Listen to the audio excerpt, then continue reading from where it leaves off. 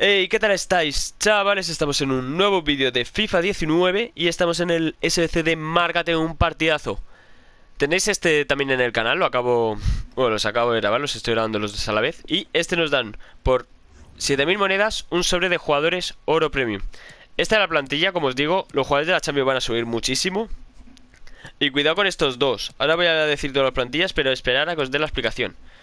No pidiendo jugadores de la Champions, da igual que sean únicos o no comunes. Como siempre os digo, aprovechar lo que tengáis en el club. Y antes de nada, deciros que la semana que viene va a ser el primer directo. Y van a empezar a venirse cada vez más directos con sorteos de monedas. Así que bueno, vamos a empezar con la plantilla. Empezamos con Sturridge, el primer jugador de la Champions, Volant, Milner, Spinazzola, Nouri y Ed Houma, que esperaos, no os fichéis a uno de estos, Belarabi, Rugani, Araujo y Vallejo, que es el segundo jugador de la Champions, y Kiko Casilla al final en portería.